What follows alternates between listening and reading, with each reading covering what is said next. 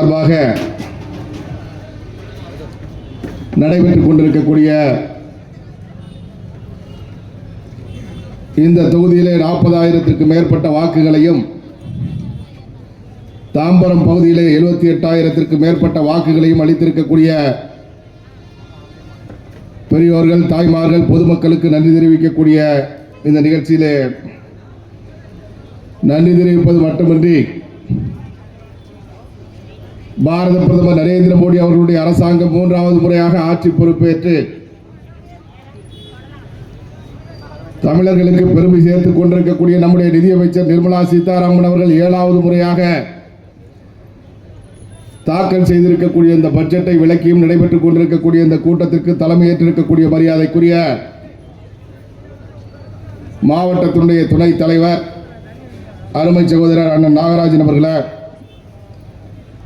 முன்னிலை ஏற்றிருக்கக்கூடிய தாம்பரம் மேற்கு மண்டல் தலைவர் மரியாதைக்குரிய சகோதரர் ராஜா,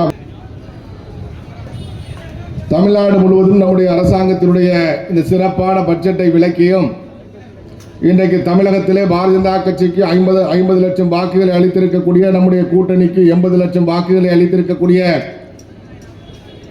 தமிழக மக்களுக்கு நன்றி தெரிவிக்கக்கூடிய கூட்டங்கள் தினந்தோறும் நடைபெற்றுக் கொண்டிருக்கின்றன. ஒரு மனிதனுக்கு மிக முக்கியமான ஒன்று நன்றி. ஏனென்று சொன்னால் இன்றைக்கு தமிழக அரசியல் வரலாற்றிலே முதல் முறையாக 11% வாக்குகளை பாரதிய ஜனதா கட்சி எட்டியிருக்கிறது. 3வது பெரிய கட்சியாக பாரதிய ஜனதா கட்சி உயர்ந்திருக்கின்றது. கடந்த காலத்திலே நோட்டா கட்சி என்று நம்மை விமர்சனம் செய்தவர்கள் எல்லாம் இன்றைக்கு வாயடைத்து போயிருக்கின்றார்கள். அது மட்டுமல்ல, தாம்பரம் போன்ற பகுதிகளிலே 40,000 வாக்குகளை வாங்கி இருக்கின்றோம் என்று சொன்னால் நிச்சயமாக நம்முடைய கட்சியினுடைய நிர்வாகிகளுக்கு, தொண்டர்களுக்கு இந்த திராவிட முன்னேற்ற கழகத்தைச் சேர்ந்த நிர்வாகிகளால, அவர்களுடைய வழிகாட்டுதல் பேரில் காவல்துறையால நம்முடைய நிர்வாகிகளுக்கு அச்சுறுத்தல்கள் ஏற்படுவதற்கான வாய்ப்பு இருக்கின்றது. ஏனென்று சொன்னால் அடுத்த கட்டத்திற்கு நாம் வந்திருக்கின்றோம். இவ்வளவு நாளாக நம்மை விமர்சித்துக் கொண்டிருந்தவர்கள், நாம் வெற்றி பெற முடியாது என்று நினைத்துக் கொண்டிருந்தவர்கள், நோட்டாவுக்கு கீழே தான் வாக்கு வாங்க முடியும் என்று நினைத்துக் கொண்டிருந்தவர்கள் இன்றைக்கு 3வது பெரிய கட்சியாக உயர்ந்திருக்கின்றோம் என்று சொன்னால் அதை ஏற்றுக்கொள்ள முடியுமா என்பதை நீங்கள் சிந்தித்து பார்க்க வேண்டும். அதை ஏற்றுக்கொள்ளவில்லை என்று சொன்னால் அவர்கள் செய்யக்கூடியது பாரதிய ஜனதா கட்சியுடைய நிர்வாகிகள் மீது பொய் வழக்கு போடுவது, அச்சுறுத்துவது, மிரட்டுவது, இதைத்தான் செய்வார்கள். எதை செய்தாலும் கூட அவற்றையெல்லாம் தவிடு பொடியாக்கி 2026 அடுத்த கட்ட இலக்கை அடைவது என்பது பாரதிய ஜனதா கட்சியுடைய நம்முடைய ஒரு தலையாய பணியாக இருக்க வேண்டும் என்று உங்களை எல்லாம் கேட்டுக்கொள்கின்றேன். திராவிட முன்னேற்ற கழகத்தினுடைய பொய் பிரச்சாரத்தை மீறி, திராவிட முன்னேற்ற கழகத்தினுடைய அச்சுறுத்தலை மீறி, திராவிட முன்னேற்ற கழகம் கொடுத்த 500, 1000 பணத்தை மீறி இன்றைக்கு தமிழகத்திலே நம்முடைய கூட்டணிக்கு 80 லட்சம் மக்கள் வாக்களித்திருக்கின்றார்கள் என்று சொன்னால், தாம்பரத்திலே 40,000க்கு மேற்பட்ட வாக்குகள், இந்த தாம்பரத்திலே 78,000க்கு மேற்பட்ட வாக்குகளை அளித்திருக்கின்றார்கள் என்று சொன்னால் அந்த மக்களை நாம் தொழ வேண்டும், அவர்களை வணங்க வேண்டும். கண்டிப்பாக அப்படிப்பட்ட மக்களுக்கு தமிழ்நாடு முழுவதும் தொகுதி வாரியாக மட்டுமல்ல, மாவட்டம் வாரியாக மட்டுமல்ல, வீடு வீடாக சென்று நன்றி தெரிவிக்க வேண்டும் என்று நாம் திட்டமிட்டிருக்கின்றோம். பாரதிய ஜனதா கட்சி வீடு வீடாக சென்று நாம் துண்டு பிரசுரங்களோடு மக்களை சந்தித்து நம்முடைய நன்றிகளை தெரிவிக்க வேண்டும் என்று திட்டமிட்டு அதை நோக்கி நாம் சென்று கொண்டிருக்கின்றோம். அந்த அடிப்படையிலே இந்த பகுதியிலே வாக்களித்திருக்கக்கூடிய அத்தனை மக்களுக்கும் தமிழக பாரதிய ஜனதா கட்சியின் சார்பில் உங்கள் பாதங்களை தொட்டு வணங்கி எங்களுடைய நன்றிகளை தெரிவித்துக் கொள்கின்றோம். நன்றி, நன்றி, நன்றி. அடுத்ததாக பார்த்தோம் என்று சொன்னால் பட்ஜெட். நீங்க எல்லாம் பார்த்திருப்பீங்க. கடந்த சில நாட்களுக்கு முன்பு நம்முடைய பாராளுமன்றத்திலே நம்முடைய மத்திய நிதியமைச்சர் நிர்மலா சீதாராமன் அவர்கள் பட்ஜெட் தாக்கல் செய்த உடனடியாக தமிழகத்திலே நடைபெற்ற நிகழ்வுகளை எல்லாம் நாம் பார்த்து கொண்டிருக்கின்றோம். அங்கே வெளிநடப்பு செய்வது, அங்கே கோஷமிடுவது மட்டுமல்ல, தமிழ்நாட்டினுடைய முதலமைச்சர் தமிழ்நாட்டில் இருக்கக்கூடிய அனைத்து மாவட்டங்களிலும் கண்டன கூட்டங்களை நடத்தி இருக்கிறார். பட்ஜெட்டில் தமிழ்நாடு புறக்கணிக்கப்பட்டிருக்கிறது என்று தமிழ்நாட்டினுடைய பெயர் பட்ஜெட்டில் சொல்லலை அப்படின்னு சொல்றார். அதை பற்றி நீங்க எல்லாம் தெளிவா பார்த்திருப்பீங்க, படிச்சிருப்பீங்க. கடந்த காலங்களில், கடந்த 10 ஆண்டுகளில் காங்கிரஸ் கட்சியுடைய ஆட்சி இருந்த பொழுது 2004 14 வரை அந்த 10 ஆண்டு காலத்தில் 6 முறை தமிழகத்தினுடைய பெயர் சொல்லப்படவில்லை. அன்றைக்கு அந்த கூட்டணியிலே திராவிட முன்னேற்ற கழகம் இருந்தது. அவர்களுக்கு 11 அமைச்சர்கள் இருந்தார்கள். அப்படி அமைச்சரவையில் இருந்த பொழுது பங்கெடுத்த பொழுது தமிழகத்தினுடைய பெயரை சொல்லவில்லை என்று ஒரு கண்டனம் கூட தெரிவிக்கவில்லை. ஏனென்று சொன்னால் அனைத்து மாநிலங்களுடைய பெயரையும் ஒரு பட்ஜெட் தாக்கலின் போது சொல்வது என்பது நடக்காத ஒன்று. இன்றைக்கு பாரதிய ஜனதா கட்சி ஆளக்கூடிய மாநிலங்கள், அது குஜராத்தாக இருக்கட்டும், மத்திய பிரதேசமாக இருக்கட்டும், உத்தரப்பிரதேசமாக இருக்கட்டும், இப்படிப்பட்ட மாநிலங்களின் பெயரை கூட பட்ஜெட் உரையிலே நம்முடைய நிதியமைச்சர் அவர்கள் சொல்லவில்லை. ஆனால் இவர் மட்டும் என்ன செய்கின்றார் என்று சொன்னால், தமிழ்நாடு முழுவதும் கண்டன கூட்டங்களை நடத்தி பாரதிய ஜனதா கட்சி தமிழ்நாட்டை புறக்கணித்து விட்டது, தமிழ்நாடு என்ற பெயரையே உச்சரிக்கவில்லை, ஏதோ நாட்டில் இருக்கக்கூடிய இந்திய நாட்டில் இருக்கக்கூடிய அனைத்து மாநிலங்களுடைய பெயரையும் உச்சரித்து விட்டதை போலவும், தமிழ்நாட்டினுடைய பெயரை மட்டுமே நிதியமைச்சர் உச்சரிக்காததை போலவோ தன்னுடைய கண்டனத்தை தெரிவிப்பது மட்டுமல்ல, நிதி ஆயோக் கூட்டத்திலே கலந்து கொள்வதையும் நான் அதை புறக்கணிக்கிறேன் என்று அறிவிப்பு கொடுத்திருக்கின்றார். கண்டன கூட்டங்கள் நடத்தி தமிழ்நாட்டு மக்கள் மத்தியில், ஏன்னு சொன்னா இப்ப வாங்கி இருக்கக்கூடிய வாக்கை பார்த்து அச்சம் வந்துருச்சு திராவிட முன்னேற்ற கழகத்திற்கு. 80 லட்சம் வாக்குகளை தமிழ்நாட்டிலே பாரதிய ஜனதா கட்சி பெற்றுவிட்டது. பாரதிய ஜனதா கட்சி தமிழ்நாட்டிற்குள் அடி வைக்க முடியாது என்று சொல்லிக் கொண்டிருந்தோமே, 80 லட்சம் மக்கள் வாக்களித்திருக்கின்றார்களே என்பதை பார்த்து ஏற்றுக்கொள்ள முடியாத திராவிட முன்னேற்ற கழகம் இந்த மக்கள் மத்தியில் 2026 தேர்தலிலே பாரதிய ஜனதா கட்சிக்கு எதிரான ஒரு மனநிலையை உருவாக்க வேண்டும் என்ற நோக்கத்தோடு இன்றைக்கு இந்த பொய்யான பிரச்சாரத்தை தமிழ்நாடு முழுவதும் செய்து கொண்டிருக்கின்றார்கள். நிதி ஆயோக் கூட்டத்தில் கலந்து கொள்ளவில்லை முதலமைச்சர். ஒரு முதலமைச்சராக இருக்கக்கூடியவர் இந்த நாட்டு மக்களுடைய பிரச்சனைகளை, தேவைகளை நிதி ஆயோக் கூட்டம் ஆண்டுக்கு ஒரு முறை நடக்கின்ற பொழுது அங்கே சென்று பிரதமரிடம் வலியுறுத்த வேண்டும், கேட்க வேண்டும், பெற்று வர வேண்டும். ஆனால் அதற்கு தகுதியற்ற ஒரு முதலமைச்சராக நம்முடைய முதலமைச்சர் இருந்து கொண்டிருக்கின்ற காரணத்தினாலே இந்த ஆண்டு மட்டுமல்ல, கடந்த ஆண்டும் செல்லவில்லை, அதற்கு முதல் ஆண்டும் செல்லவில்லை. 3 ஆண்டுகளாக அவர் ஆட்சிக்கு வந்ததற்கு பிறகு 3 கூட்டங்கள் நடைபெற்றிருக்கிறது. 3 கூட்டங்களுக்குமே நம்முடைய முதலமைச்சர் செல்லவில்லை. ஒவ்வொரு கூட்டத்திற்கும் ஒரு காரணத்தை சொல்கின்றார். ஒரு முதலமைச்சராக இருக்கக்கூடியவர் தமிழ்நாட்டினுடைய வளர்ச்சியில் அக்கறை இருக்கின்றது என்று சொன்னால், தமிழ்நாட்டுக்கு மத்திய அரசாங்கத்திடமிருந்து அதிகமான நிதியை பெற்று வர வேண்டும் என்ற எண்ணம் இருக்கின்றது என்று சொன்னால், தமிழ்நாட்டு மக்களுடைய வாழ்க்கையிலே வளர்ச்சியை ஏற்படுத்த வேண்டும் என்ற ஆர்வம் இருக்கின்றது என்று சொன்னால், கூட்டத்திலே சென்று கலந்து கொண்டு தமிழ்நாட்டினுடைய தேவைகள் என்ன இருக்கின்றது, எதற்கு எந்தெந்த திட்டங்களுக்கு எந்த நிதி தேவைப்படுகிறது, அதை பிரதமர் வழங்க வேண்டும், இந்த கூட்டத்திலே முடிவு செய்ய வேண்டும் என்று அவர் வலியுறுத்தியிருக்க வேண்டும். ஆனால் கூட்டத்தை புறக்கணித்து விட்டதாக சொல்கின்றார். தமிழ்நாட்டு மக்களை ஏமாளிகளாக பார்க்கக்கூடிய கட்சி திராவிட முன்னேற்ற கழகம். இந்த பட்ஜெட்ல தமிழ்நாட்டு பேரை சொல்லலாம் அளிக்கக்கூடிய நிதி இதுவரை இந்திய நாட்டில் இல்லாத அளவிற்கு மிகப்பெரிய ஒரு தொகையை நிதியமைச்சர் இன்றைக்கு பட்ஜெட்டிலே தாக்கல் செய்திருக்கின்றார். அப்படி தாக்கல் செய்திருக்கக்கூடிய பட்ஜெட்டிலே வழங்கக்கூடிய நிதி என்பது கண்டிப்பாக நம்முடைய தமிழ்நாட்டுக்கு கிடைக்கும். அதில் எந்த விதமான மாற்றமும் கிடையாது. எந்தெந்த திட்டங்களுக்கு நிதி ஒதுக்கப்பட்டிருக்கின்றதோ அந்தந்த திட்டங்கள் தமிழ்நாட்டிலே பயன்பெறும். எதுக்காக பீகாருக்கு கொடுத்தீங்க, எதுக்காக ஆந்திர பிரதேசத்துக்கு கொடுத்தீங்க அப்படிங்கிற மாதிரியான ஒரு பிரச்சாரத்தை செய்து கொண்டிருக்கின்றார்கள். ஆந்திர பிரதேசம் என்பது பிரிக்கப்பட்ட இத்தனை ஆண்டுகளான பின்பும் கூட அந்த மாநிலத்திற்கு தலைநகரம் கிடையாது. அமராவதியை தலைநகரமாக உருவாக்க வேண்டும் என்று அன்றைக்கு சந்திரபாபு நாயுடு அவர்கள் அறிவித்தார்கள். அதற்கு பிறகு வந்த ஜெகன்மோகன் ரெட்டி அவர்கள் 3 தலைநகரங்களை உருவாக்க வேண்டும் என்று சொன்னால், அப்படி 3 தலைநகரங்களை உருவாக்க வேண்டும் என்று சொன்னதால அதை சரியாக மத்திய அரசாங்கத்தால் முடிவெடுக்க முடியவில்லை. தற்பொழுது வந்திருக்கக்கூடிய முதலமைச்சர், அவர் முதலமைச்சராக இருந்த காலத்தில் அறிவித்த அமராவதியை மீண்டும் தலைநகரமாக கொண்டு வர வேண்டும், அதற்குமான நிதி வேண்டும் என்று கோரிக்கை வைக்கின்ற பொழுது அந்த நிதியை அரசாங்கம் ஒதுக்குகின்றது. தமிழ்நாடு முதலமைச்சர் என்ன கோரிக்கை வச்சிருக்காரு, எந்தெந்த திட்டத்திற்கு மத்திய அரசாங்கம் நிதி வேண்டும் என்று கேட்டிருக்கின்றார். பேஸ்புக்கில் சமூக வலைதளத்திலே போட்டேன் என்று ஒரு பதிவிடுகின்றார்கள். சமூக வலைதளத்திலே போட்டால் மத்திய அரசாங்கம் நிதி ஒதுக்க வேண்டும், அவர்களுக்கு பிரதமரிடம் கோரிக்கை வைக்க மாட்டார்களா? அந்தந்த துறை அமைச்சர்களிடம் கோரிக்கை வைக்க மாட்டார்களா? அதே போல பார்த்தோம் என்று சொன்னால், பீகார் மாநிலம் மிகவும் பின்தங்கிய மாநிலமாக அந்த மாநிலம் இருந்து கொண்டிருக்கின்றது. அந்த மாநிலத்தை முன்னேற்ற வேண்டியது என்பது நம்முடைய கடமை. ஒரு மத்தியில் இருக்கக்கூடிய அரசாங்கம் எந்த மாநிலங்கள் எல்லாம் பின்தங்கிய நிலையில் இருக்கிறதோ, எந்த மாநிலங்களிலே முன்னேற்றம் குறைவாக இருக்கின்றதோ அந்த மாநிலங்களுக்கு முக்கியத்துவம் கொடுத்து நிதியை ஒதுக்கி அந்த மாநிலத்தை அடுத்த மாநிலத்திற்கு ஒப்பாக கொண்டு வர வேண்டியது என்பது ஒரு பிரதமருடைய கடமை, ஒரு நிதி அமைச்சருடைய கடமை. அந்த அடிப்படையில் ஆந்திரா மாநிலத்திற்கும் பீகார் மாநிலத்திற்கும் நிதி ஒதுக்கப்பட்டிருக்கின்றது. குஜராத்திற்கு ஒதுக்கி இருக்கின்றோமா, மத்திய பிரதேசத்தை அத்தனை தொகுதிகளும் எங்களுக்கு கொடுத்த மாநிலத்திற்கு ஒதுக்கி இருக்கின்றோமா, உத்தரப்பிரதேசத்திற்கு ஒதுக்கி இருக்கின்றோமா, வேற எந்த மாநிலத்திற்கு சிறப்பு நிதி ஒதுக்கப்பட்டிருக்கின்றது? தமிழ்நாட்டிற்கு மட்டும் ஒதுக்கவில்லை என்று இங்கே போராட்டம் நடத்தி கொண்டிருக்கின்றது இந்த திராவிட முன்னேற்ற கழக அரசு. நம்முடைய பட்ஜெட்டிலே பார்த்தீங்கன்னு சொன்னால் ரயில்வே துறை அமைச்சர் அவர் தனியாக பத்திரிகையாளர்கள் சந்திப்பை நடத்தியிருக்கின்றார். ஒவ்வொரு துறையை சேர்ந்த அமைச்சர்களும் கூட பத்திரிகையாளர்களை சந்தித்து எந்தெந்த திட்டத்திலே தமிழ்நாட்டிற்கு எவ்வளவு நிதி வரப்போகிறது என்பதை பற்றி தெளிவுபடுத்தியிருக்கின்றார்கள். ரயில்வே திட்டங்களுக்காக மட்டும் 6373 கோடி ரூபாய் தமிழ்நாட்டினுடைய திட்டங்களுக்காக ஒதுக்கப்பட்டிருக்கிறது என்று ரயில்வே அமைச்சர் சொல்லியிருக்கின்றார். நல்லா சிந்திச்சு பார்க்கணும். அது எந்த திட்டமா இருந்தாலும் சரி. கடந்த காலத்தில் காங்கிரஸ் கட்சியுடைய ஆட்சியில பார்த்தோம் சொன்னா 10 ஆண்டு காலத்தில் 8000 கோடி ரூபாய் தான் நிதி ஒதுக்கப்பட்டிருக்கிறது கடந்த 10 ஆண்டு காலத்தில். அதே பிஜேபி ஆண்ட இந்த 10 ஆண்டு காலத்திலே 10,76,000 கோடி ரூபாய் நிதி ஒதுக்கப்பட்டிருக்கிறது தமிழ்நாட்டுக்கு.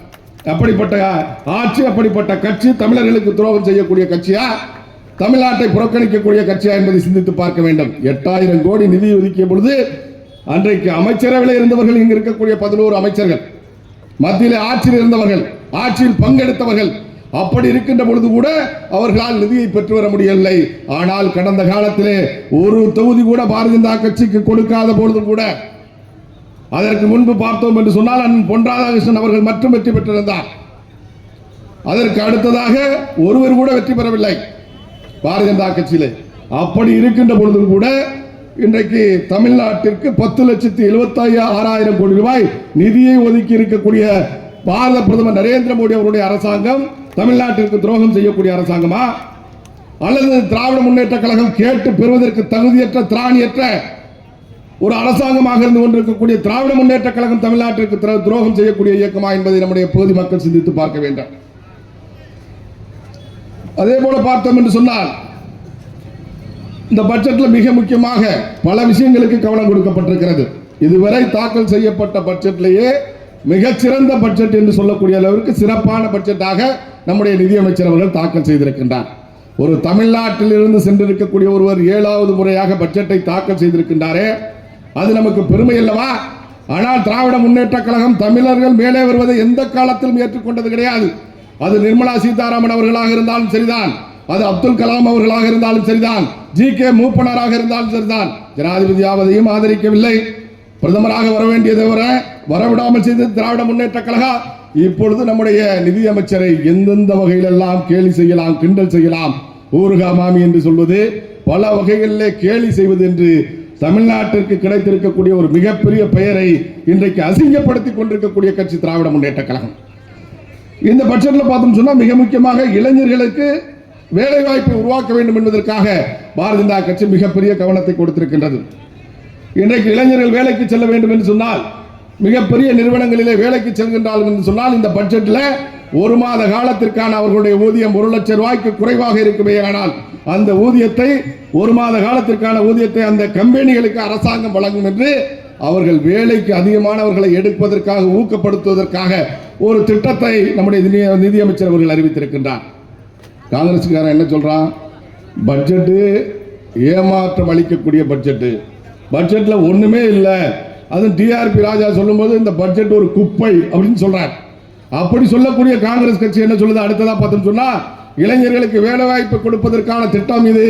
அதே போல இளைஞர்கள் தொழில் பயிற்சியிலே 20 லட்சம் இளைஞர்களுக்கு தொழில் பயிற்சி கொடுப்பதற்காக அவர்கள் சேருகின்ற பொழுது 6000 ரூபாயும் மாதம் 5000 ரூபாயும் வழங்கி அவர்களை ஊக்கப்படுத்துவதற்கான திட்டத்தை அறிவித்திருக்கின்றார். அதற்கெல்லாம் என்ன சொல்றாருன்னு சொன்னா, இவர்கள் பார்த்தோம் என்று சொன்னால் இந்த பட்ஜெட்டை குப்பை பட்ஜெட் என்று சொல்கிறார்கள்.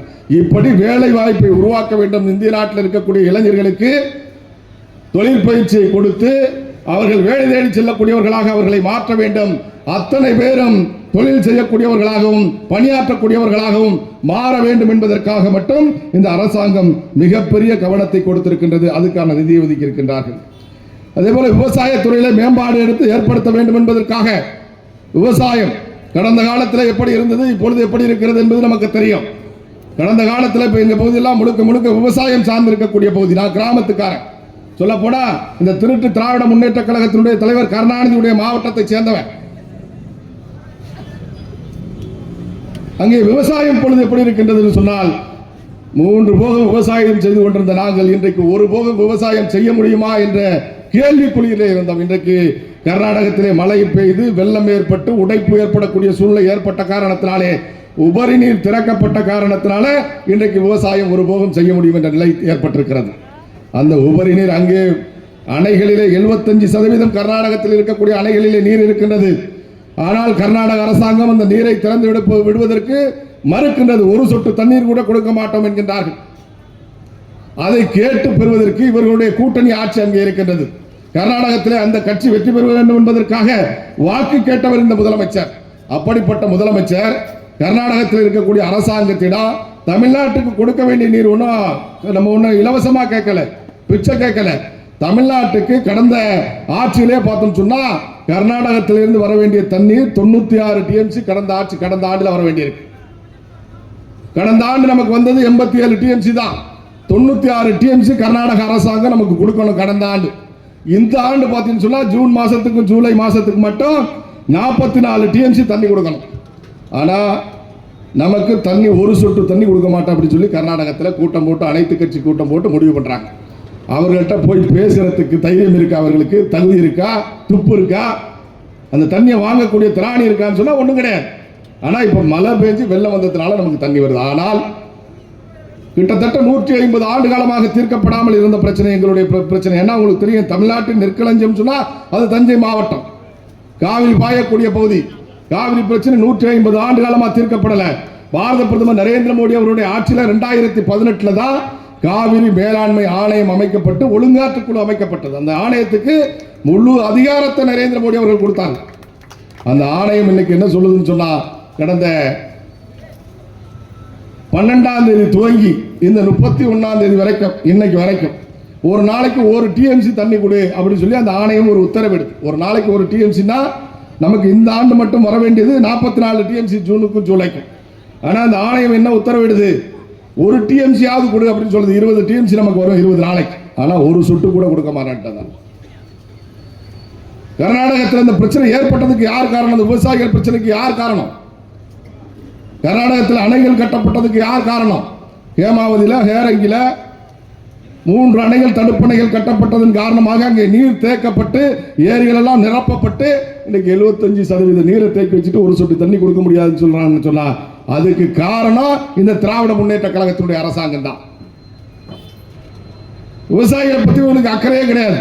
ஆனால் இன்றைக்கு நம்முடைய பாரத பிரதமர் நரேந்திர மோடி அவருடைய ஆட்சியில் நம்முடைய நிதியமைச்சர் அவர்கள் விவசாயத்துறையை மேம்படுத்த வேண்டும் என்பதற்காக, விவசாயிகளுடைய வருமானத்தை இரட்டிப்பாக்க வேண்டும் என்பதற்காக பல்வேறு திட்டங்களை செயல்படுத்துவதற்காக பார்த்தோம் என்று சொன்னால் 1,52,000 கோடி ரூபாய் நிதியை ஒதுக்கியிருக்கிறார். ஒன்று இளைஞர்களுக்கான நிதி ஒதுக்கீடு, 2வது விவசாயிகளுக்கான நிதி ஒதுக்கீடு. அப்ப விவசாயிகளுக்கு கொடுக்கக்கூடிய நிதி நம்ம பகுதியில் இருக்கக்கூடிய விவசாயிகளுக்கு வராதா? 1,52,000 கோடி ரூபாயில இங்க இருக்கக்கூடிய திட்டங்களுக்கு வராதா? தமிழகத்தை புறக்கணிச்சுட்டு மற்ற மாநிலங்களுக்கு மட்டும் கொடுக்க போறோமா? இளைஞர்களுக்கு தொழில் பயிற்சி கொடுக்கிறது தமிழ்நாட்டை தவிர மற்ற மாநிலங்களுக்கு கொடுக்க போறோமா? அல்லது இளைஞர்களுக்கு வேலை வாய்ப்பு கொடுக்கக்கூடிய தொழிற்சாலைகளுக்கு மாத ஊதியம் கொடுக்கிறது தமிழ்நாடு இல்ல மற்ற மாநிலங்கள் தான் அப்படின்னு நம்முடைய பிரதமர் நரேந்திர மோடி அரசாங்கத்தில் அறிவிச்சிருக்கோமா? எல்லா திட்டத்தில் கொடுக்கக்கூடிய நிதியும் தமிழ்நாட்டுக்கு உண்டு. தமிழ்நாட்டுக்கு என்ன பங்கு அந்த பங்கு சரியாகும். ஆனா தமிழ்நாட்டுக்கு நிதி கொடுக்காத மாதிரி தமிழ்நாட்டு பேரை சொல்லல அப்படிங்கிறது ஒரு காரணம் சொல்லிட்டு தமிழ்நாட்டை புறக்கணிச்சிட்ட மாதிரி தமிழ்நாடு முழுவதும் ஒரு பிரச்சாரம். கூலிக்காக 500 ரூபாய் கொடுத்து 300 ரூபாய் கொடுத்து கூட்டத்தை கூட்டி 1000 பேர் 2000 பேரை வச்சு அங்க போராட்டம் மத்திய அரசாங்கத்துக்கு எதிராக. இந்த நாட்டுக்கு, தமிழ்நாட்டுக்கு, தமிழ் மொழிக்கு, தமிழ் கலாச்சாரத்துக்கு மிகப்பெரிய முக்கியத்துவம் கொடுத்த ஒரே பிரதமர் நரேந்திர மோடி மட்டும்தான். இந்திய நாட்டில் வேற எவனும் கிடையாது. இதுவரைக்கும் இந்திய நாட்டில் இருந்த எந்த பிரதமரோ தமிழ் மொழிக்கோ, தமிழ் கலாச்சாரத்துக்கோ, தமிழ் பண்பாட்டுக்கோ உலகம் பூரா போய் தமிழ் மொழியை பத்தி பேசினது கிடையாது. அப்படி பேசிட்டு இருக்கக்கூடிய பிரதமரே தமிழ்நாட்டை புறக்கணிக்கிறார் அப்படின்னு சொல்லி ஒரு பிரச்சாரத்தை பண்றாங்க.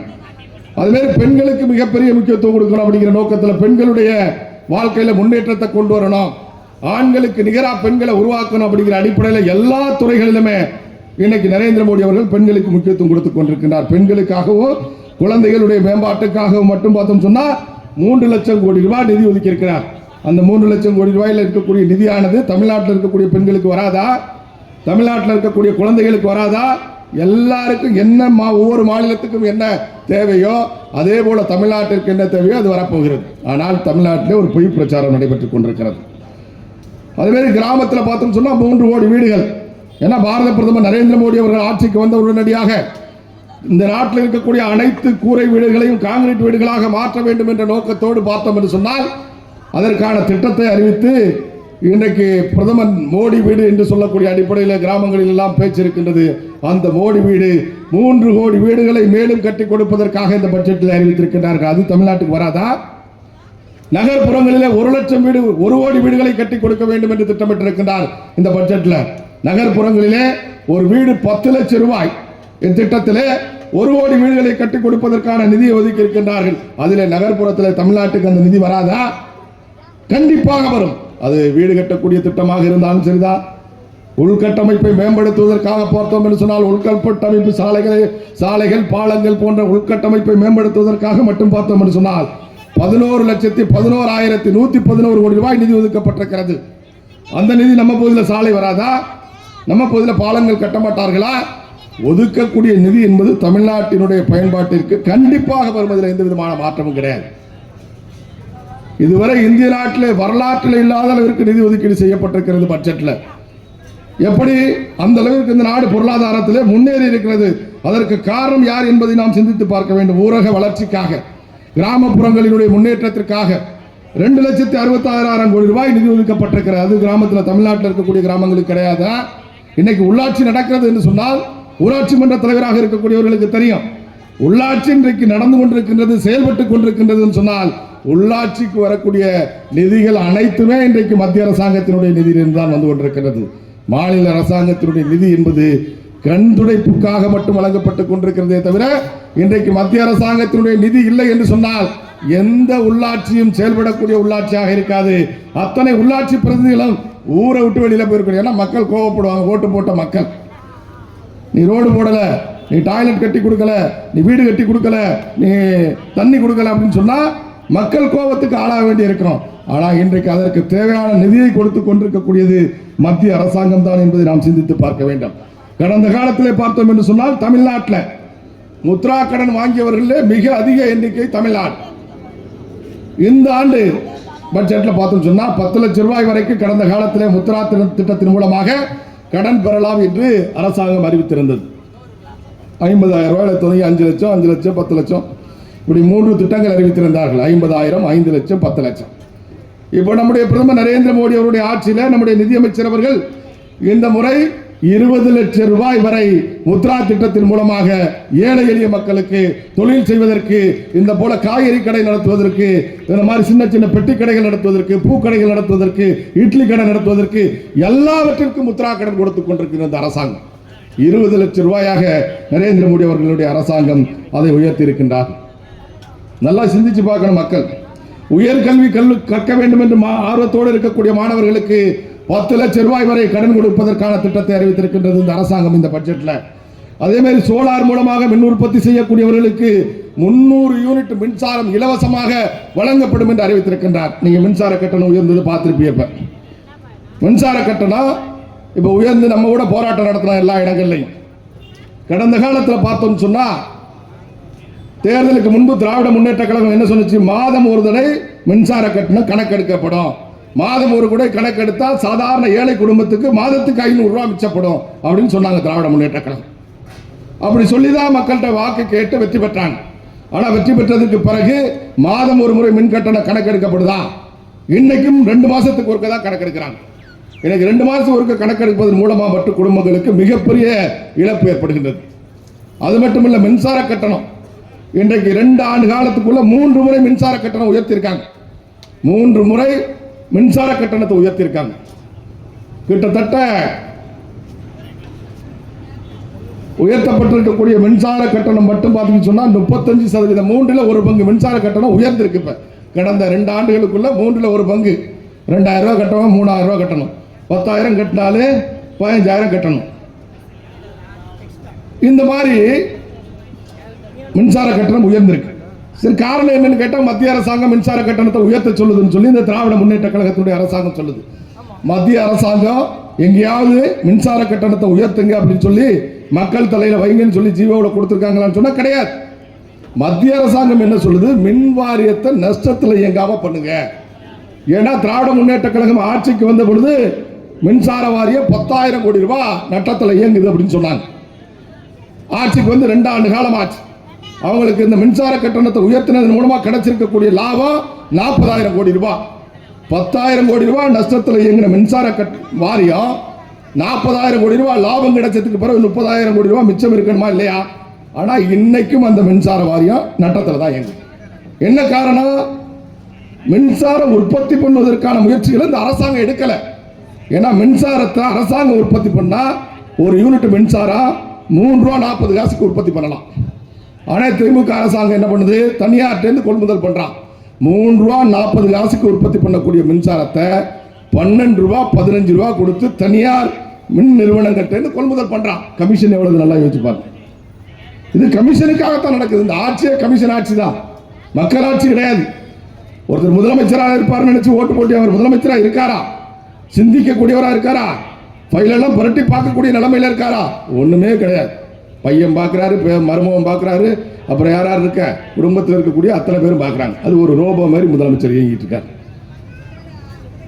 இந்த மின்சார கட்டணத்தை உற்பத்தி பண்ணது மூலமா குறைக்கணும் அப்படின்னு சொல்லுது அரசாங்கம். உற்பத்தியை பெருக்குங்க, நஷ்டத்தை குறைங்க.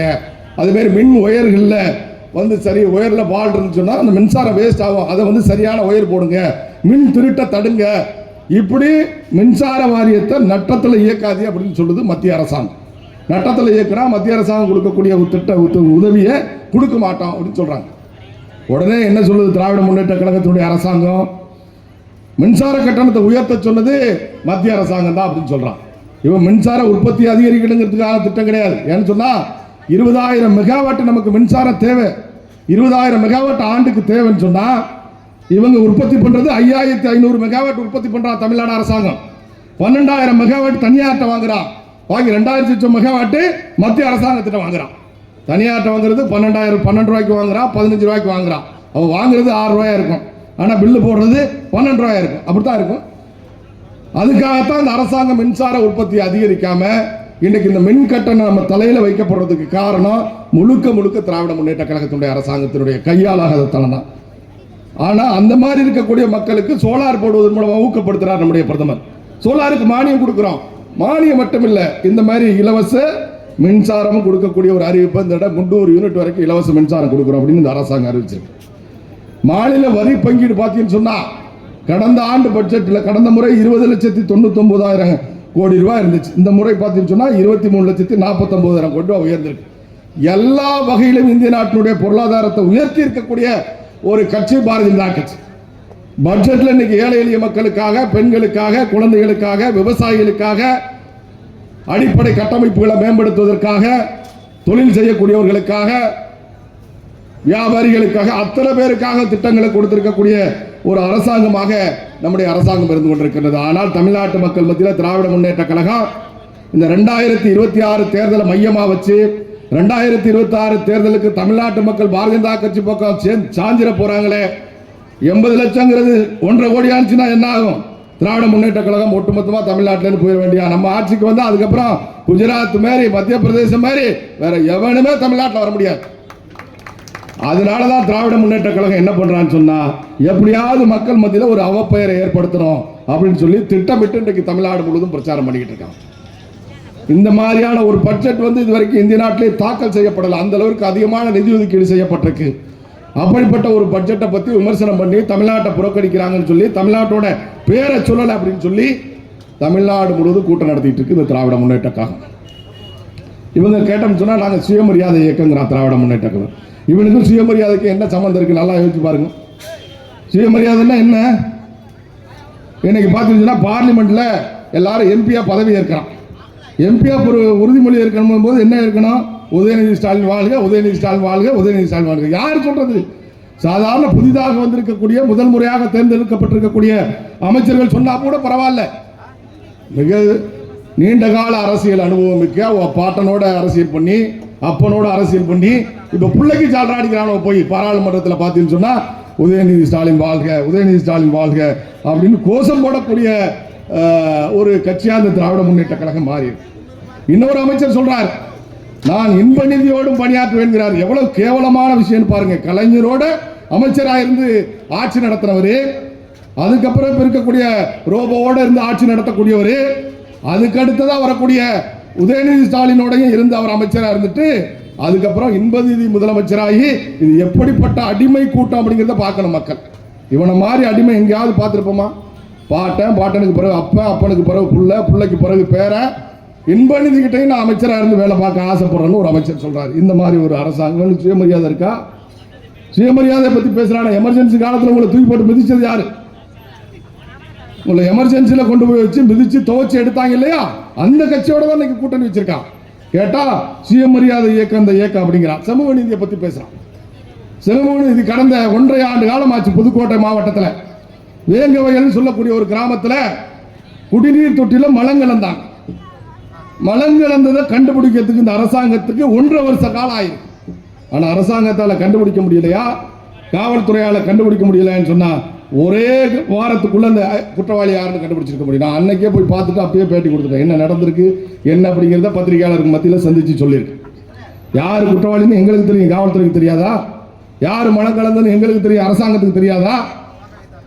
இவன் சமூக நீதி பத்தி பேசுறான். ஒரு குடிநீர் தொட்டில மலம் கலந்தா எவனா இருந்தாலும் சரி மிக கடுமையான நடவடிக்கை எடுக்கணும். குண்டர் சட்டத்தில் கைது பண்ணணும். அவர்களை கைது பண்ணுவதற்கு கூட துப்பு இல்லாத ஒரு அரசாங்கம். ஏன்னா அவங்களுக்கு வேண்டப்பட்டவங்களா இருக்காங்க. குடிநீர் தொட்டில மலம் கலந்தா கூட அவன் திமுக காரனாவோ அல்லது திமுக காரனோட வேண்டப்பட்டவனாகோ அவனுக்கு கூட்டணி வச்சிருக்கவனாக இருந்தா அவன் அரெஸ்ட் கிடையாது. 1.5 வருஷ காலம் ஆகுது. இவன் சமூக நீதியை பத்தி பேசுறான். அதே மாதிரி ஒரு அமைச்சர் பார்த்தீங்கன்னா ஒரு மகளிர் திராவிட முன்னேற்ற கழகத்தினுடைய மகளிர் அணியை சேர்ந்த நிர்வாகிய ஏமா நீ எஸ்சி தானே அப்படின்னு கேட்கிறாரு. இவங்க சமூக நீதியை பத்தி பேசுறாங்க. இன்னொரு அமைச்சர் பார்த்தீங்கன்னு சொன்னா நான் என்ன தாழ்த்தப்பட்டவனா அப்படின்னு கேட்கிறாரு மீடியாவில். இவங்க சமூக நீதியை பத்தி பேசுறாங்க. நீங்க நல்லா யோசிச்சு பார்க்கணும். அதே மாதிரி சமூக நீதியை பத்தி பேசக்கூடிய திராவிட முன்னேற்ற கழகம் திருமாவளவன் அவர்கள் கேட்டார பொது தொகுதி எனக்கு கொடுங்கன்னு கேட்டார, கொடுத்தாங்களா? இவங்க தான் சமூக நீதியில் மிகச்சிறந்தவர்களாச்சே. பாரதிய ஜனதா கட்சி இன்னைக்கு மத்தியில் இருக்கக்கூடிய அமைச்சர்கள் இதுவரைக்கும் இந்திய நாட்டில் அமையப்பட்ட அரசாங்கத்தில் அதிக அமைச்சர்கள் பட்டியல் சமுதாயத்தை சேர்ந்தவர்கள் இருக்கக்கூடிய கட்சி பாரதிய ஜனதா கட்சி. தமிழ்நாட்டில் 2 முறை நம்முடைய அமைச்சர் எல்முருகன் அமைச்சராக்கியிருக்கோம். 2 முறை ராஜ்யசபா கொடுத்திருக்கோம். ஆனா இவங்க பார்த்தோம் சொன்னா திருமாவளவன் பொது தொகுதி கேட்டார கொடுக்க முடிஞ்சா இல்ல? இப்ப துணை முதலமைச்சர் பையனை தயார் பண்ணிட்டு இருக்காரு. இன்னும் 1 மாதத்துல நடந்துடும் நினைக்கிறேன் பட்டாபிஷேகம். இன்னும் 1 மாதத்துல பட்டாபிஷேக விழா தமிழ்நாட்டில் நடக்க போகுது. ஏன் அதை ஒரு பட்டியல் சமுதாயத்தை சேர்ந்த உங்க கட்சியில் இருக்கக்கூடியவங்களுக்கு கொடுங்க, இல்ல உங்களோட கூட்டணியில இருந்து தொடர்ச்சியா இருந்துட்டு இருக்கார திருமாவளவன் கொடுங்க. அதுக்கு உங்களால முடியுமா? சமூக நீதி இருக்கா உங்க கட்சியில? மக்களை ஏமாற்றக்கூடிய அரசியல் கட்சி அப்படிங்கிறத நீங்க நல்லா சிந்திச்சு பார்க்கணும். திராவிட முன்னேற்ற கழகம் ஒழிக்கப்பட வேண்டிய அரசியல் இயக்கம். மக்களை ஏமாற்றி ஆட்சிக்கு பிழைப்பு நடத்தி கொண்டிருக்காங்க. எல்லாத்துலயும் கமிஷன். நேற்று கூட என்ன ஒரு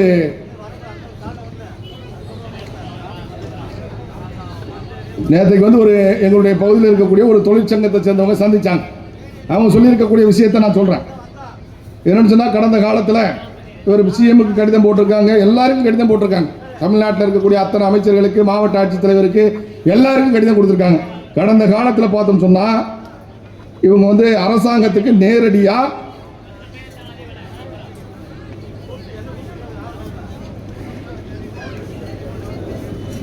இந்த உணவுப் பொருட்கள் ஏற்றி கொண்டு போய் இறக்கிறதுக்காக ஒரு ரேட்டை பிக்ஸ் பண்றான். உணவுத்துறை அமைச்சருக்கு கீழே வருது சக்கரபாணி அப்படின்னு சொல்லக்கூடிய அமைச்சர், தென் மாவட்டத்தை சேர்ந்த அமைச்சர். அவருக்கு கீழே இந்த துறை வருது. கடந்த காலத்தில் அரசாங்கம் 330 ரூபா 9 கிலோமீட்டருக்கு 8 கிலோமீட்டருக்கு 330 ரூபா சார்ஜ் போடுறான் வண்டிக்கு, லாரிக்கு. அதை ஏற்றுறது, லோடு ஏற்றுறது, இறக்குறது, கொண்டு போய் இறக்குறது எல்லாத்துக்கும் சேர்த்து. ஆனால் இப்போ என்ன பண்ணுறான்னு சொன்னால் ஒரு தனியார் ஒப்பந்ததாரர் கந்தசாமி அப்படின்னு சொல்லக்கூடியவர்கிட்ட 598 ரூபாய்க்கு அரசாங்கம் கொடுத்துருக்கான். எப்படி இப்போ அங்கே இருக்கக்கூடிய அசோசியேஷனை சேர்ந்தவங்க 330 ரூபாய்க்கு ஓட்டுறதுக்கு தயாராக இருக்காங்க. அவங்க ஒப்பந்த புள்ளி கொடுத்துருக்காங்க 330 ரூபாய்க்கு நாங்கள் ஓட்டுறோம்னு சொல்லி. கடந்த காலங்களில் இத்தனை ஆண்டு காலமாக எடப்பாடி ஆட்சியில் கூட அவங்க தான் வண்டி வாகனங்கள் வச்சு ஓட்டிட்டு இருந்தாங்க. ஆனால் இப்போ பார்த்தோம்னு சொன்னால் 598 ரூபா, 330க்கு 598க்கு எவ்வளவு? 598 ரூபாய்க்கு இந்த அரசாங்கம் கொடுத்துருக்கு அந்த நம்ம அரிசி கொண்டு போய் இறக்கிறதுக்கான ஒப்பந்தத்தை. இது நுகர்பொருள் வாணிப கழகத்தின் ஒப்பந்ததாரர் கந்தசாமிங்கிறவரை நியமிச்சிருக்காங்க. இதன் மூலமா தமிழ்நாடு அரசாங்கத்துக்கு இழப்பு என்ன கொடுத்திருக்காங்கன்னு சொன்னா தஞ்சாவூர் மாவட்டத்தில் மட்டும் மாதம் ஒன்றுக்கு சுமார் 175 கோடி ரூபாய் அரசாங்கத்துக்கு இழப்பு. தஞ்சாவூர் மாவட்டத்தில் மட்டும் நான் சொல்றது. அதே தமிழ்நாடு அளவில் பார்த்தீங்கன்னு சொன்னா ஒரு ஆண்டுக்கு தமிழ்நாடு முழுவதும் 6500 கோடி ரூபாய் அரசாங்கத்துக்கு இழப்பு. எப்படி 6500 கோடி ரூபாய் இழப்பு அப்படின்னு கொடுத்துருக்காங்க. இது சிஎம்க்கு கொடுத்துருக்காங்க. நாங்கள் ஓட்டுறோம் 6500 ரூபா, உங்களுக்கு கம்மியாக ஓட்டுறோன்னு கொடுத்துருக்காங்க. இப்போ 6500 ரூபா எதுக்கு நஷ்டத்தில் வாகனத்தை புக் பண்ணி ஓட்டணும்? தொழில் பண்ணக்கூடியவங்க அவங்கள்ட்ட கிட்டத்தட்ட அந்த நம்மகிட்ட கொடுத்துருக்கக்கூடியவங்ககிட்ட பார்த்தீங்கன்னு சொன்னால் 2700 வாகனங்கள் இருக்குது அவங்ககிட்ட. 2700 வாகனம் சொந்தமாக இருக்குது. 2300 லாரிகள் அவங்ககிட்ட இருக்குது. 2300 லாரி வச்சுருக்காங்க. தமிழ்நாடு பூரா அவங்க தான் கொண்டு போய் இறக்குறது, ஏற்றுறது. அதுக்கப்புறம் 1 கிலோமீட்டருக்கு வளர்த்துன்னு எக்ஸ்ட்ரா போட்டுட்டு இருப்பாங்க. எல்லாத்துலேயுமே கூட இப்போ. அப்போ இந்த மாதிரி 6500 கோடி ரூபாய் இழப்புக்கு ஒரு ஒப்பந்தத்தை போட்டிருக்கான்னு சொன்னால் அதில் எப்படி திராவிட முன்னேற்ற கழகத்துக்கு ஒரு 3000 கோடி ரூபாய் கமிஷன் இருக்கும். அரிசி ஏற்றினா கமிஷன், மின்சாரம் உற்பத்தி பண்ணி பிரைவேட்டில் எடுத்தால் கமிஷன். அப்போ என்னென்னவெல்லாம் அந்த மக்களுக்கு திட்டங்கள் இருக்கோ அத்தனை திட்டத்திலையும் என்ன கமிஷன் வாங்கலாம் அப்படிங்கிறதுக்காக ஆட்சி நடத்தக்கூடிய ஒரு இயக்கமாக இந்த திராவிட முன்னேற்ற கழகம் இருந்து கொண்டிருக்கிறது என்பதை நீங்கள் சிந்திச்சு பார்க்கணும். வேறு எதுக்குமே ஆட்சி நடத்தலை. மக்களுக்கு சேவை பண்ணுறதுக்காக ஆட்சி நடத்தலை, மக்களுக்கு திட்டங்களை நிறைவேற்றுறதுக்காக ஆட்சி நடத்தலை. ஒரே இந்த ஆட்சியுடைய முழு நோக்கமும் ஊழல் செய்வது மட்டும்தான். மக்கள் பணத்தை எப்படி கொள்ளையடிக்கலாம், கொள்ளையடிச்ச பணத்தை எப்படி ஓட்டு கொடுக்கலாம், திரும்ப எப்படி வெற்றி பெறலாம், இதுக்காக மட்டும்தான் இந்த கட்சி ஆட்சி நடத்திட்டு. சட்டம் ஒழுங்கு எப்படி இருக்கு? சந்தி சிரிக்குது, உங்களுக்கு தெரியும். சட்டம் ஒழுங்கு நீங்க பார்த்துக்கிட்டு இருக்க இதுவரைக்கும் தமிழ்நாட்டில் இல்லாத அளவிற்கு அரசியல் கட்சி தலைவர்கள் அங்கங்க இப்போ கூட பிஜேபியை சேர்ந்த ஒருத்தர் நம்முடைய சிவகங்கை மாவட்டத்தில் கொல்லப்பட்டார். அதுக்கு முன்னாடி நம்முடைய இங்கே பார்த்தோம்னா ஆம்ஸ்டாங் கொல்லப்பட்டார், தேசிய கட்சியினுடைய மாநில தலைவர்.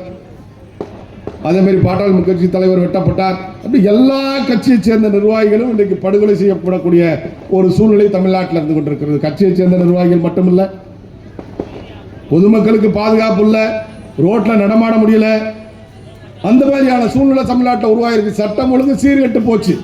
ஒரு காலத்தில் பார்த்தோம்னு சொன்னால் அமைதி பூங்கா தமிழ்நாடுன்னு சொல்லுவாங்க. இன்னைக்கு அமைதி பூங்காவா தமிழ்நாடு?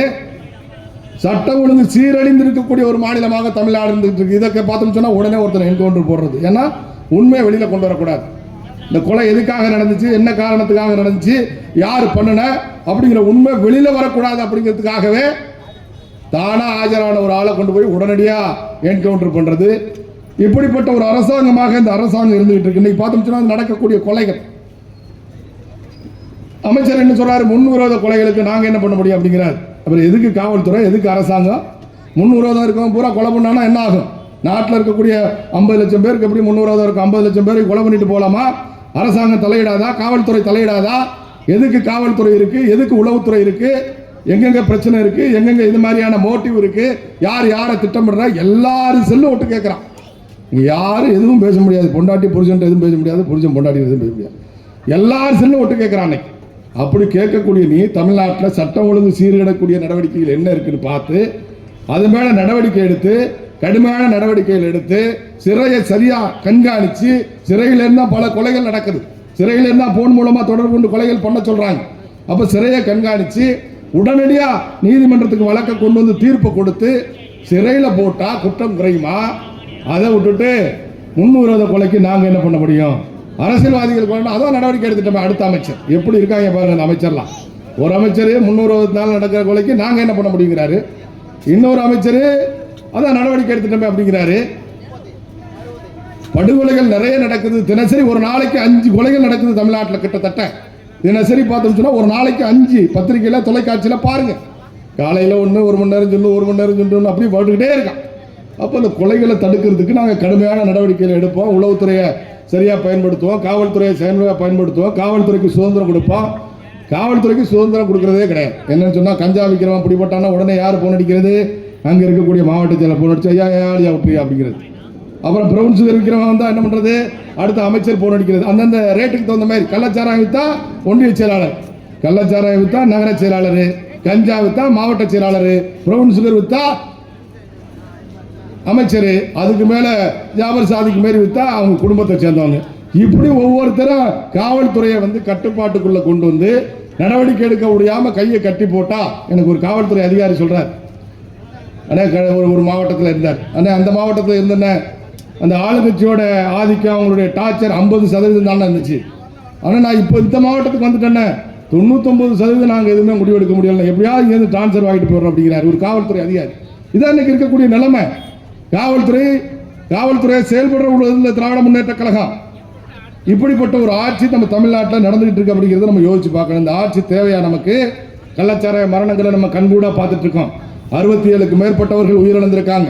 இன்னைக்கு கள்ள கடத்தலை பார்த்துட்டு இருக்கோம். இங்கே ஜாபர் சாதிக்கு ராமநாதபுரத்தில் அவர் பேர் என்னென்ன, ராமநாதபுரத்தில் ஒருத்தர், இப்போ அவர் இளைஞரணி பொறுப்பை சேர்ந்தவர். எல்லா திராவிட முன்னேற்ற கழகத்தினுடைய கட்சி பொறுப்பில் பணியாற்றக்கூடியவர்கள் இன்றைக்கு கள்ளக்கடத்தல்காரர்களாக மாறி இருக்கின்றார்கள். அது இங்கே இப்படிப்பட்டவரோட பார்த்தீங்கன்னா அவருடைய குடும்பத்தை சேர்ந்தவங்க எல்லாரும் இருக்கும். முதலமைச்சர் நெருக்கம், முதலமைச்சர் மனைவி நெருக்கம், முதலமைச்சர் பையன் நெருக்கம், முதலமைச்சர் மருமகன் நெருக்கம், அத்தனை பேரும் நெருக்கம். எந்த நேரம்னாலும் அந்த கடத்தல்காரன் போய் அவங்கள சந்திக்கலாம். அப்படிப்பட்ட செல்வாக்கோடு இருந்த ஒருத்தன் இன்னைக்கு மிகப்பெரிய கடத்தல் பண்ணியிருக்கான். பலாயிரக்கணக்கான கோடிகள் போதைப் பொருட்களை கடத்திருக்கான் அப்படின்னு சொல்லலாம். போதைப் பொருட்கள் வந்தால் நாட்டில் என்ன நடக்கும்? எதுக்காக நம்முடைய நரேந்திர மோடி அவர்கள் கருப்பு பண ஒழிப்பு நடவடிக்கை எடுத்தார்? நல்லா சொல்லுங்க. எதுக்காக எடுத்தாரு? 2024 ஒழிக்கணும். எதுக்கு தேவை? கருப்பு பணம் போலுங்கன்னா கருப்பு பணத்தை பயங்கரவாதிகள் பயன்படுத்துறதுக்கு வாய்ப்பு இருக்கு. பயங்கரவாதம் வளரும், தீவிரவாதம் வளரும். அதை கண்ட்ரோல் கொண்டு வரணும்னு சொன்னால் உடனே நம்ம இந்த மாதிரியான பண மதிப்பிழப்பு நடவடிக்கை எடுக்கணும்னு சொல்லி தான் பிரதமர் பண்ணார். இன்னைக்கு இந்த மாதிரி கள்ளக்கடத்தல் வந்துச்சுன்னு சொன்னால் ப்ரௌன் சுகர் கடத்துறது, கஞ்சா கடத்துறது, சாராயம் கடத்துறது, அவின் கடத்துறது, இப்படி என்னென்ன போதைப் பொருட்கள் இருக்கா பார்த்தீங்கன்னா கஞ்சாவை லிக்விடாக கடத்துறாங்களா இலங்கையில். ஒரு பாட்டில் போட்டு தலைவலி மருந்து மாதிரி, தலைவலி தைலம் மாதிரி கஞ்சாவை தண்ணியாக்கி கடத்துறாங்களா. என்னென்னவெல்லாம் இருக்க கடத்திட்டு இருக்காங்க. அதில் எங்களுடைய பகுதி கொஞ்சம் அதிகம். சென்னையில் விற்பனை ஏரியா, அது கடத்தல் ஏரியா. இங்கே விற்பனை ஏரியா, எங்கள் பகுதி கடற்கரை ஓரம் பூரா கடத்தல் ஏரியா. அப்போ இந்த மாதிரி கடத்தல் நடந்துச்சுன்னா என்ன நடக்குங்கிறத நீ யோசிங்க. பணம் கணக்கில் வராமல் நிறைய கருப்பு பணம் வரும். கணக்கில் எப்படி கொண்டு வருவாங்க? பிளாக் மணியாக தான் வரும். அப்போ பிளாக் மணியாக வரும்போது இது நிறைய கடத்துறவங்க பூரா யாருன்னு உங்களுக்கு தெரியுது, பார்த்துக்கிட்டே இருக்கீங்க. யாரும் வேற ஆள் கிடையாது. திமுக சேர்ந்து கிட்டத்தட்ட சிறுபான்மை அணி பொறுப்பாளர்கள் தான் படுத்துறாங்க. அப்போ இது பயங்கரவாதிகளுக்கு போகக்கூடிய வாய்ப்பு இருக்குது ஒரு வகையில். அந்த வகையில் நமக்கு பாதிப்பு. ரெண்டாவது வகை பார்த்தீங்கன்னு சொன்னால், இந்த நாட்டில் இருக்கக்கூடிய மிக முக்கியமான நமக்கு இருக்கக்கூடிய இந்த நாட்டினுடைய வளர்ச்சிக்கு, பொருளாதார முன்னேற்றத்துக்கு காரணமே இந்திய நாட்டில் இருக்கக்கூடிய இளைஞர்கள் திறமையானவர்களாகவும் செயல்படக்கூடியவராகவும் சுறுசுறுப்பானவர்களாகவும் இருக்காங்க. அப்படிங்கிறது தான் காரணம். இந்த இளைஞர்களை போதைக்கு அடிமையாக்கியாச்சுன்னு சொன்னால், நீ கூட நேற்றுக்கு முந்தா நாள் பார்த்துருக்க ஒரு 17 வயசு பையன் பார்த்தீங்களா சோசியல் மீடியாவில் கஞ்சா போட்டான்னு சொல்லி ஒரு சின்ன பையனை போட்டு அது கத்தியால் அடிக்கிறான்னு சொல்கிறான். என்ன, ஒரு 17 வயசு பையன் பள்ளிக்கூடத்தில் படிக்கக்கூடிய பையனுக்கு கஞ்சா கிடைக்குது, ப்ரௌன் சுகர் கிடைக்குது. இது இப்போ கடத்துல என்னது மெத்தபெட்டமைன், அது எல்லாம் வந்தாச்சு நம்ம நாட்டில். தமிழ்நாட்டில் என்னென்ன போதைப் பொருள் உலகத்தில் இருக்கோ அத்தனை போதைப் பொருளும் இன்னைக்கு தமிழ்நாட்டுக்குள்ளே வந்தாச்சு. அப்போ பயங்கரவாதம் அதிகரிக்கிறதுக்கு வாய்ப்பு இருக்குது. அதை நீங்கள் சிந்திச்சு பார்க்கணும். அதேமாரி நம்முடைய இளைஞர்கள் சீர்கெட்டு போனாங்கன்னு சொன்னால் நம்ம நாட்டினுடைய வளர்ச்சி பாதிக்கும். நம்முடைய இளைஞர்கள் போதைக்கு அடிமையானாங்கன்னு சொன்னால் நம்ம நாட்டினுடைய வளர்ச்சி பாதிக்கும், இளைஞர் வளம் பாதிக்கும், முன்னேற்றம் பாதிக்கும். இது உலக நாடுகளுடைய சதியாக கூட இருக்கும். இந்த சதிக்கு திராவிட முன்னேற்ற கழகம் உடந்தையா இருக்கான்னு தெரியல நமக்கு. ஏன்னா அவங்களுடைய குடும்பத்தை சேர்ந்தவங்களாம் நிறைய தொடர்பில் இருக்காங்க. அதனால நல்லா யோசிச்சு பார்க்கணும். இப்படிப்பட்ட ஒரு கட்சி கடந்த காலத்தில் பார்த்தீங்கன்னா கனிமொழி அம்மா போராட்டம் நடத்தாங்க. கண்ணில் கருப்பு துணியை கட்டிக்கிட்டு கனிமொழி அம்மா ஒரு பக்கம், முதலமைச்சர் ஒரு பக்கம், ஒரு பையன் ஒரு பக்கம், பூரண மதுவிலக்கை கொண்டு வர சொல்லி எங்கே பார்த்தாலும் போராட்டம் நடத்தாங்க. அன்னைக்கு கனிமொழி அம்மாவுக்கு தமிழ்நாட்டில் பெண்கள் விதவை ஆகுறாங்கன்னு சொல்லி ரொம்ப கவலை. தமிழ்நாட்டில் பெண்கள்லாம் விதவை ஆகுறாங்க இந்த டாஸ்மார்க் இருக்கிறதுனால. அதனால டாஸ்மார்க்கை மூடுன்னு போராட்டம் நடத்தாங்க. ஆனால் இன்னைக்கு கடந்த ஆட்சியை விட இந்த 2.5 வருஷத்தில் போதைப் பொருள் மது விற்பனை டாஸ்மார்க்கில் 22% அதிகரிச்சிருக்கு. இப்போ நம்முடைய 23ஆம் புலிகேசி படத்தில் பார்த்த மாதிரி கொண்டு போய் வச்சு ஊட்டி தான் விடலை. புட்டிப்பால் மாரி ஒவ்வொருத்த வாயிலையும் வச்சு குடி காசு கொடுன்னு வாங்கலை. அது மட்டும் தான் நடக்கும். அதுக்கு ஒரு அமைச்சர் என்ன சொல்றாருன்னு சொன்னால், மதுவிலக்கு அமைச்சர். மதுவிலக்கு அமைச்சர் கிடையாது, மது விற்பனை அமைச்சர் தான் இப்போ இருக்கவங்கெல்லாம். இந்த மது விலக்கு அமைச்சர்னா மதுவை குறைக்கிறதுக்கான நடவடிக்கைகள் எடுக்கணும். ஆனால் இன்னைக்கு பார்த்தோம்னு சொன்னால் மது விற்பனை அமைச்சர் தான். அவர் என்ன சொல்றாரு? ஆய்வு பண்ணாரா, குடிகாரர்கள்ட்ட எல்லாம் போய் பேசினாரா, பேச்சுவார்த்தை நடத்தினாரா. அப்போ குடிகாரர்கள் காலையில் 7 மணிக்கு கடை திறக்காததுனால ரொம்ப சிரமப்படுறாங்களாம். எவ்வளவு பெரிய வருத்தம் பாருங்க இருக்கு. காலையில் 7 மணிக்கு டாஸ்மார்க் திறக்காததுனால காலையில் வேலைக்கு போகிறவங்களாம் ரொம்ப சிரமப்படுறாங்களாம் குடிக்காம. அதனால என்ன பண்ணலாம் அப்படின்னு யோசிச்சு நைட்டே கொடுத்துறேன்னு கேட்டாராம் அவங்கள்ட்ட. பார்த்தீங்களா, நைட்டே கொடுத்துறேன், நீ வாங்கிட்டு வீட்டில் வச்சுக்கிறாராம். அவன் சொன்னானா, நான் நைட்டு வாங்கிட்டு போயிட்டேன்னா அதை வைக்க முடியாது, எனக்கு மனசு கேட்காது, நான் நைட்டே குடிச்சிருவேன், அதனால காலையில் நேரத்தோட கொடுங்க. நான் எப்படி ஒரு அமைச்சர் சொல்றாரு? இப்படி எல்லாம் அமைச்சர் இருந்தானா அந்த நாடு உருப்படுமா? எப்படி முன்னேற சொல்லுங்க? அதுக்காக என்ன பண்ண போறாரா? ஒரு சின்ன 90 மில்லி டப்பாவில் இப்போ சரக்கு வைக்க போறாங்க. என்ன குறைஞ்ச விலையில் வேற கிடைக்கிறீங்க. ஏன்னா குறைஞ்ச விலை கூடங்கிறதுனால நிறைய பேர் கள்ளச்சாராயத்துக்கு போயிடுறான் அப்படின்னு சொல்லி இப்போ விலை கம்மியாக குடிக்கணும்னு சொன்னால் சின்ன பாட்டிலில் 90 மில்லி பாட்டில் இப்போ அடைச்சி கொடுக்க போறாங்களாம். அடுத்ததான் என்ன பண்ண போறாங்கன்னு சொன்னா டோர் டெலிவரி பண்ண போறாங்க. இப்போ இந்த ஸ்விக்கி ஜொமேட்டோலாம் கொண்டாந்து கொடுக்குறாங்க இல்லையா, டோர் வீடு வீடா. அடுத்ததான் கொஞ்சம் நாளில் யாரெல்லாம் ஆர்டர் பண்ணுறாங்கன்னா உடனே பாட்டில் கொண்டாந்து வீட்டில் கொடுத்து போயிடுவாங்க. இதுக்கும் முயற்சி நடந்துகிட்டு இருக்குது அரசாங்கத்தில். நீங்கள் எங்கேயும் தேடி போக வேண்டியதில்லை, நீ ஆர்டர் பண்ணிட்டீங்கன்னா வீட்டில் கொண்டாந்து பாட்டிலாக கொடுத்துருவோம் அப்படின்னு சொல்லி அதுக்கான திட்டத்தையும் போட்டுட்டு இருக்கு இந்த அரசாங்கம். இப்படிப்பட்ட ஒரு ஆட்சி தமிழ்நாட்டில் இருக்கலாமா அப்படிங்கிறத நம்ம சிந்திச்சு பார்க்கணும். அதனால நம்ம மத்தியில் இருக்கக்கூடிய மோடி ஆட்சி கடந்த காலத்தில் எப்படிப்பட்ட திட்டங்களை கொடுத்துருக்கு, இந்த நாட்டில் ஏற்பட்ட அத்தனை பிரச்சனைக்கும் காரணம் யாருன்னா திராவிட முன்னேற்ற கழகம் தான். தமிழ்நாட்டில் இன்றைக்கி வந்து தண்ணி இப்போ திறந்து விட்டாங்க, இந்த வெள்ளம் வரப்போகுது. திறந்து விட்டால் என்ன நடக்கும்? நேராக போய் கடலுக்கு போயிடும். எங்கே போய் சீர்காழி பக்கம் போய் நேராக கடலில் கலந்துரும் காவிரியில். தடுப்பணை கிடையாது, தடுப்பணை கட்டுறதுக்கான எந்த முயற்சியும் கிடையாது. என்ன காரணம்? தடுப்பணை கட்டினா மணல் கொள்ளை அடிக்க முடியாது. மணல் கொள்ளை அடிக்கிறது மூலமாக எப்படி 4000 கோடி ரூபாய்க்கு அரசாங்கத்துக்கு கணக்கு கொடுத்துட்டு துரைமுருகன் 40,000 கோடி ரூபாய் மண்ணல் இருக்காருன்னு வழக்கு. அப்போ எத்தனை பர்சன்ட் பார்த்துங்க, வைத்தினாங்க 40, 10%, 9% அவங்களுக்கு, 1% அரசாங்கத்துக்கு. இந்த 1% தான் மக்களுக்கு வரியாக வரும், ஏதாவது திட்டங்கள் வரும், அதில் வேற கமிஷன் போயிடும். அப்போ அதில் வர்றது வந்து 1/2% கூட நமக்கு வராது. 40,000 கோடி ரூபாய்க்கான மண்ணலை அள்ளிட்டு அரசாங்கத்துக்கு கணக்கு கொடுத்துருக்கிறது 4,000 கோடி ரூபாய். அதனால தடுப்பணை கட்ட மாட்டாங்க. தடுப்பணை கட்டினா மணல் அள்ள முடியாது, தண்ணி தேங்கும், ஈரம் இருக்கும், தண்ணல் அள்ள முடியாது. அதனால தடுப்பணை கட்டணும், விவசாயிகளை காக்கணும், விவசாயத்தை பெருக்கணும் அப்படிங்கிற எண்ணம் இல்லாமல் கடந்த ஆண்டு மற்றும் 3 லட்சம் மெட்ரிக் டன் உணவுப் பொருட்கள் உற்பத்தி குறைஞ்சிருக்கு. டெல்டா பகுதியில் 3 லட்சம் மெட்ரிக் டன் கொள்முதல் இல்லை. அதுக்கு முதல் ஆண்டை விட போன வருஷம் 3 லட்சம் மெட்ரிக் டன் குறைஞ்சிருக்கு. இந்த வருஷம் எவ்வளவு குறையும்னு தெரியாது. அதை பற்றி இந்த அரசாங்கத்துக்கு கவலையே கிடையாது. காவிரி பிரச்சனை கவலை கிடையாது. காவிரி பிரச்சனை காரணமே திராவிட முன்னேற்ற கழகத்தை அரசாங்கம் தான். கச்சத்தீவு பிரச்சனை, மீனவர்கள் பிரச்சனை, மீனவர்கள் மத்தியில் நிறைய கூட்டம் போடுறாங்க திராவிட முன்னேற்ற கழகம். அந்த மீனவர்களுக்கு தெரிய மாட்டாங்குது, உனக்கு துரோகம் பண்ணவன் இவன் தான்டா, உன்னை அழிச்சவன் இவன் தான்டா.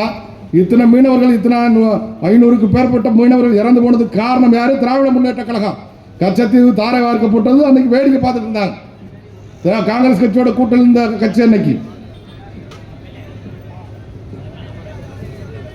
எத்தனை ஊழல் நடந்திருக்குங்கிறது உங்களுக்கு தெரியும். எத்தனை அமைச்சர்கள் மேலே ஊழல் குற்றச்சாட்டு இருக்குங்கிறது தெரியும். ஒருத்தர் 1.5 வருஷமாக, கிட்டத்தட்ட 1.5 வருஷம் ஆக போது உள்ளே இருக்கார். சரக்கு வித்துட்டு தான் உள்ளே போனார்.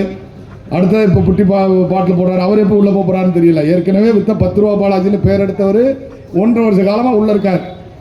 இப்போ இதுக்கு என்ன பால்னது? டெட்ரா பாக்கெட்டா? இதுக்கு என்ன சொல்லுவாங்க இப்போ அந்த பாட்டுக்கு? டெட்ரா பாட்டில் நம்ம சின்னதா டெட்ரா, அந்த பாட்டில் வைக்கிறவர் அடுத்ததாக போகிறார். எத்தனை அமைச்சர்கள் ஊழல்வாதிகளாக இருக்காங்க தெரியும் உங்களுக்கு. செந்தில் பாலாஜி உள்ளே இருக்காரு. இன்னும் கொஞ்ச நாளில் நம்ம ராஜா அண்ணனும் கனிமொழிக்காக ஜோடியாக திரும்ப ஜெயிலுக்கு போயிடுவாங்க. ஏன்னா அந்த வழக்கு நடந்துகிட்டு இருக்கு, திரும்ப போயிடுவாங்க. பொன்முடி என்ன மேலே உங்களுக்கு தெரியும், ஊழல் குற்றச்சாட்டு இருந்து சிறைக்கு போயிட்டு இப்போ வந்திருக்கிறாரு. திரும்ப இப்போ சொத்துக்கள் எல்லாம் முடக்கியிருக்காங்க. அண்ணன் துரைமுருகன் 4,000 கோடி ரூபாய்க்கு மண் எடுத்துட்டு 40,000 கோடிக்கு எடுத்துட்டு 4,000 கோடி கணக்கு காட்டியிருக்காரு. ஜெகத் ரட்சகன் மேலே ஏற்கனவே வழக்கு இருக்கு.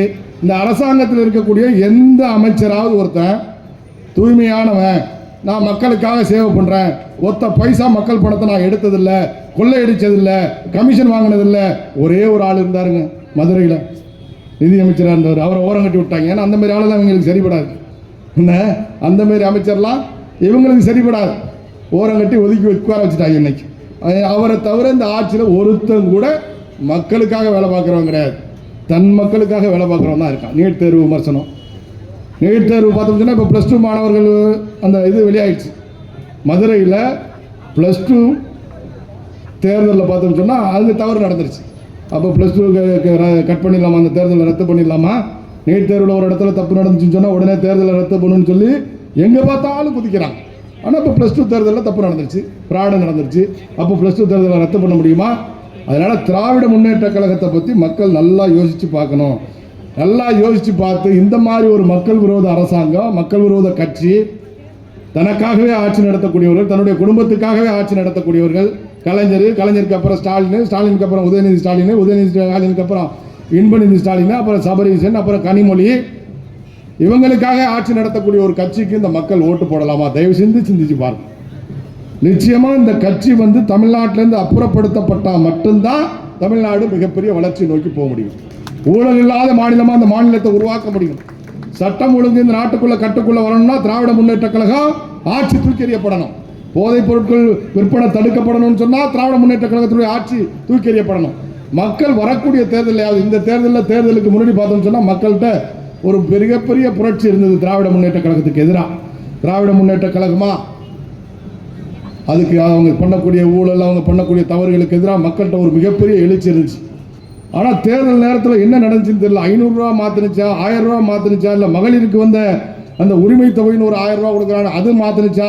நம்மளும் 6000 ரூபா கொடுக்குறோம் விவசாயிகளுக்கு. ஆண்டுக்கு 6000 ரூபா கொடுக்குறத இப்போ 23 லட்சம் பேர் வர வேண்டியதை கணக்கில் எடுக்காமல் வச்சுருக்காங்க அந்த அரசாங்கம்.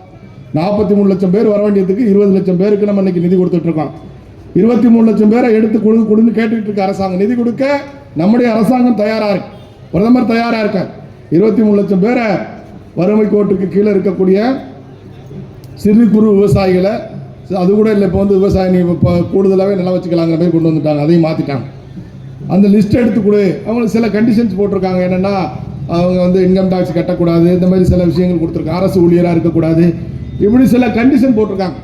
எந்த கண்டிஷன் இல்லாமல் எடுத்தால் 43 லட்சம் விவசாயிகள் தமிழ்நாட்டில் இந்த பணம் பெறுவதற்கு தகுதியுடைய விவசாயிகள் வருவாங்க. ஆனால் இந்த அரசாங்கம் 20 லட்சத்தோடு நிறுத்தி வச்சுட்டு 23 லட்சம் விவசாயிகளுக்கு கிடைக்க வேண்டிய பணத்தை தடுத்து நிறுத்தியிருக்கு. எதுக்காக? இந்த 6000 ரூபா போனால் மக்கள் மாறிடுவாங்களோ. ஏன்னா இவங்க கொடுக்குற 1000 ரூபாய்க்கே ஓட்டு போடுறாங்களே. அப்போ 6000 ரூபாயை பார்த்து இப்போ 6000 ரூபா அடுத்து நம்ம அரசாங்கம் இந்த ஆட்சிக்குள்ளே கண்டிப்பாக அதுவும் அதிகப்படுத்தி 10,000 கூட வரலாம். இப்போ அதை பார்த்து மத்திய மோடிக்கு ஆதரவாக போயிட்டாங்கன்னா என்ன பண்ணுறது அப்படின்னு நினச்சிட்டு இந்த 23 லட்சம் மக்களுக்கு கிடைக்க வேண்டிய பணத்தை கூட நிறுத்தி வச்சிருக்கு இந்த அரசாங்கம். அதனால இது மக்களை பற்றி கவலைப்படாத ஒரு அரசாங்கம், தன்னை பற்றி மட்டுமே கவலைப்படக்கூடிய ஒரு ஆட்சி. இந்த ஆட்சி தூக்கி எறியணும் அப்படிங்கிறதுல நம்முடைய தாம்பரம் பகுதி மக்கள் விழிப்போடு இருக்கணும். 78,000 வாக்குகளை அளித்த மக்களுக்கு மீண்டும் எங்களுடைய நன்றிகளை தெரிவித்து விடைபெறுகின்றோம். நன்றி, வணக்கம்.